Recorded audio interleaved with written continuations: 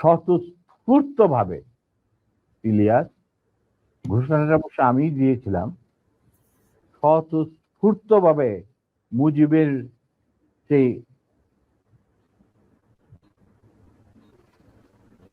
মৃত্যুর খবর জানার পর আর বাকশালের পতনের খবর জানার পর লাখো লাখো লোক, মানে দেশের রাস্তা ঘাট, গঞ্জ, শহর, বন্দর, নগর, গ্রাম,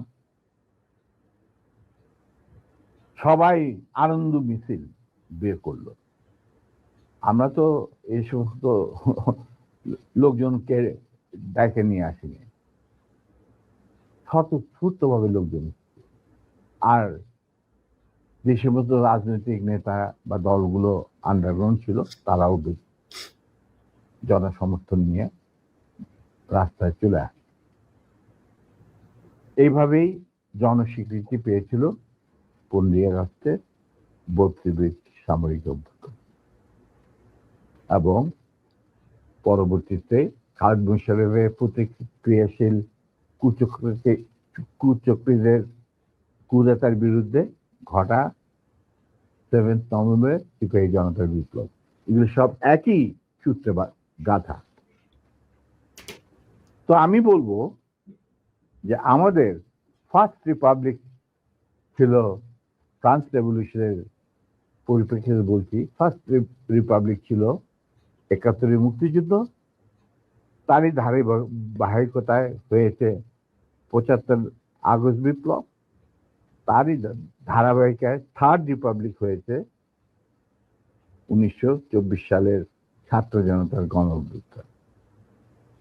এখন যেহেতু আমি বলেছি যে সম্পূর্ণ বিজয় আমাদের এখনো অর্জিত হয়নি, চলমান বিপ্লবের গতিধারায় সংগঠিত হবে চতুর্থ রিপাবলিক, মানে চতুর্থ বিপ্লব। আমি এবং আমার সাথী ভাইরা যারা এখনো বেঁচে আছেন, যে অবস্থাতেই আছেন, আমরা যদি আমাদের বর্তমান প্রজন্মের বিপ্লবীদের, ছাত্র জনতা, তাদের বিপ্লবী কাণ্ডে কোন রকম অবদান রাখতে পারি, আমাদের নিজস্ব অভিজ্ঞতা, যোগাযোগ থেকে, তাহলে আমরা সেটা করতে প্রস্তুত, পিছপা হব না ইনশাআল্লাহ। এবং আমরা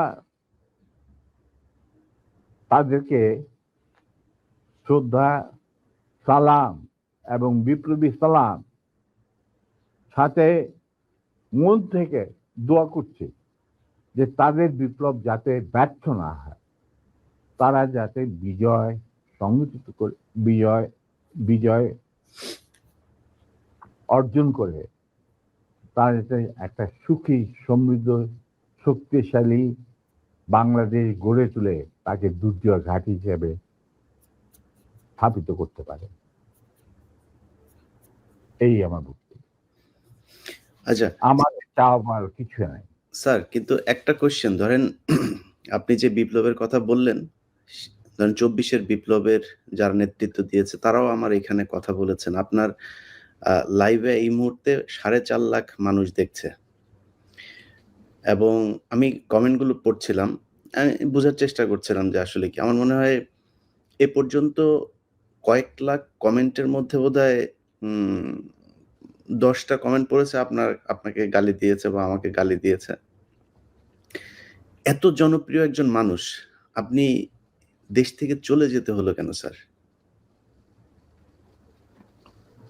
সেই কাহিনীতে এই মুহূর্তে যাওয়া ঠিক হবে কি? মাফ করে দিয়েছি। জিয়া রহমান আমাদেরই একজন ছিলেন। আচ্ছা, তুমি ফ্র্যাঙ্ক উইথ, উনি কোরআন শপথ নিয়ে আমাদের সাথে কাজ করতে রাজি ছিলেন, কিন্তু পরবর্তী পর্যায়ে তিনি তার নিয়ত থেকে সরে আসেন। তার জন্য তো আমরা দায়ী নয়, উনি দায়ী। এবং যদি ভালো করে থাকেন, সেটা প্রাপ্য তিনি হয়তো পেয়েছেন।